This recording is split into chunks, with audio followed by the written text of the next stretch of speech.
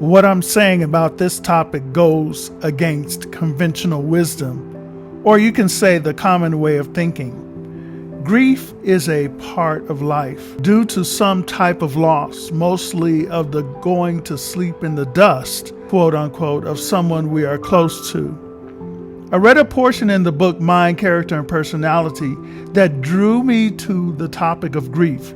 It challenged my understanding of how we are told about grief, the different stages, how grief takes a person a while to go through, depending who they are, sometimes years, and you never know how long, and we are to allow it to take however long it takes. However, this reading gave me some pause as to the ill effects of grief and the need for us to allow God to heal us from grief.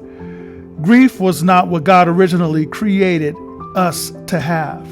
Again, it was not something suffered until immediately after our foreparents sinned. Grief, deep and poignant distress caused by, or as if by bereavement, was initiated when Adam and Eve broke the covenant relationship with God, and they were cast out of the home God had made for them, and their connection with each other was damaged, and the first leaf fell from a tree, triggering their first tears and introducing the loss of life. These are some of the statements from Mind, Character, and Personality that challenged me. Grief, anxiety, discontent, remorse, guilt, distrust all tend to break down the life forces and to invite decay and death. Courage, hope, faith, sympathy, love promote health and prolong life. I've heard stories of spouses dying not long after the loss of their life partner. Another statement: sadness deadens the circulation in the blood vessels and nerves and also retards the action of the liver. It hinders the process of digestion and of nutrition and has a tendency to dry up the marrow interior substance of the whole system. One more. While grief and anxiety cannot remedy a single evil, they can do great harm. But cheerfulness and hope, while they brighten the pathway of others, are life unto those that find them, and health to all their flesh. Proverbs 4:22. Now, we will grieve when it comes to loss, but the part we play is the choice to allow ourselves to be healed, which is determined by our understanding and way of thinking, because there is a balm in Gilead. In other words, what brings healing is our faith and trust in God and what He has said in His Word. Some words from God's Word to consider. The Apostle Paul wrote, "Now also we would not have you ignorant, brethren, about those who fall asleep in death, that you may not grieve for them as the rest do who have no hope beyond the grave." 1 Thessalonians 4:13. These words let us know that hope, the understanding that the death sleep is temporary, should give us hope, that a time is coming when death will be no more. Note, again, I'm not saying you shouldn't grieve, but that grief should not be allowed to take and keep you under its grip. What this is saying is, yes, grieve, but do not let it hold you and overtake you. God has a solution for the pain you feel. A pastor, Edsel Cadet, in his installation sermon at Berea Boston SDA Church, September 3rd, 2022, said this: God does not orchestrate our pain. God does not author our pain. God does recycle our pain. We'll explain the recycling later. This might be a place to put this note in. When Jesus wept at the tomb of Lazarus, just before Jesus resurrected Lazarus, Jesus' main reason for weeping and groaning was because of the people's continuous exhibit of unbelief in who He was and what He could do.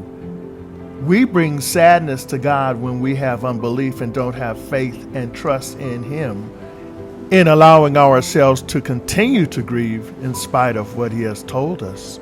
In researching this topic, I found this medical article titled, How Grief Can Affect Your Health. It was medically reviewed by Carmelita Swiner, MD, on June 29, 2021. This gives us 11 reasons why grief is dangerous. Number 1, sleep problems.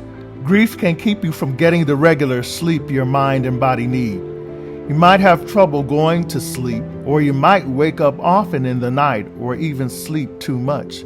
Good sleep habits can help. Wind down slowly before bed with something calm like a bath, a book, or breathing exercises, and go to bed and wake up at the same time each day.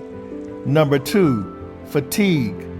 The emotional toll of grief can drain your energy, which the book Mind, Character, and Personality talked about life forces. To keep up your strength, be sure to eat enough, even if you don't feel like it. And exercise, something as simple as a short walk, can really help. It's also good to stay connected with family and friends. I'm going to add in, most importantly, with God.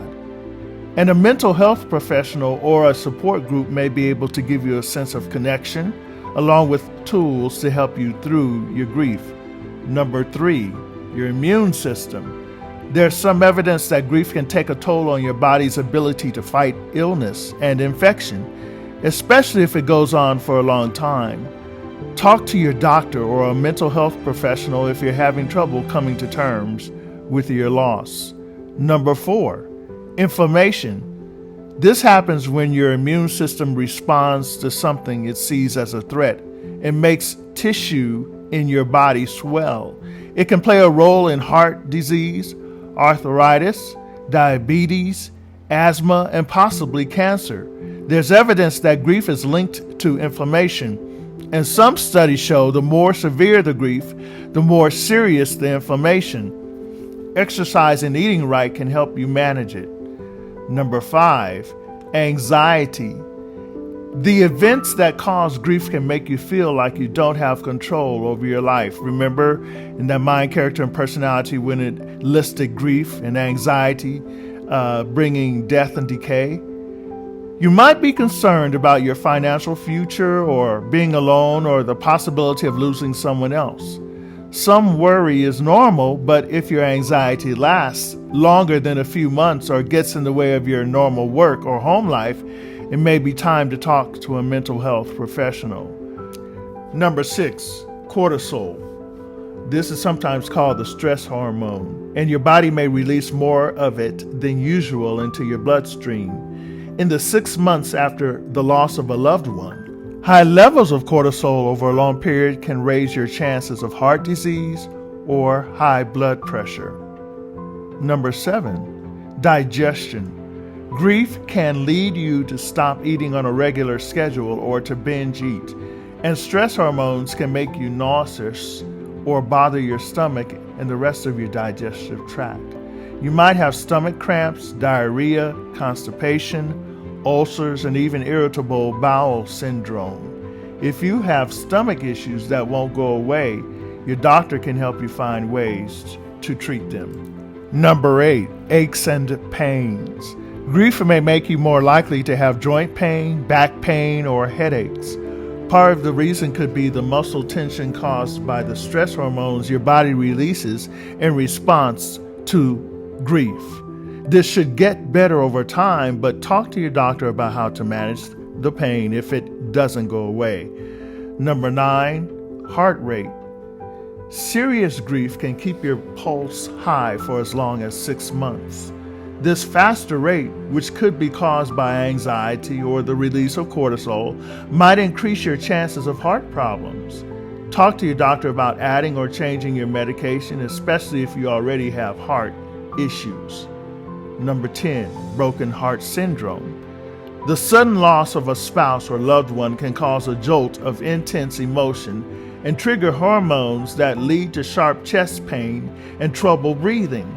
Your heart may not pump blood as well for a while. It can feel like a heart attack, but it usually doesn't damage your heart or block your arteries.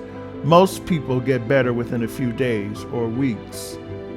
Number 11, higher heart attack risk.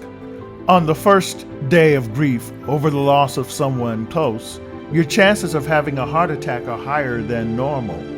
They go down over the course of the first week, but your odds may stay higher than usual for the first month. Try to get enough sleep and watch for signs of heart attack like chest and stomach pain, cold sweats, nausea, and dizziness. That's from the 2021 WebMD. Now let's look a little deeper at what it means for God to recycle your grief. From the book Mind, Character, and Personality, an antidote for grief. God has provided a balm for every wound. There is a balm in Gilead. There is a physician there.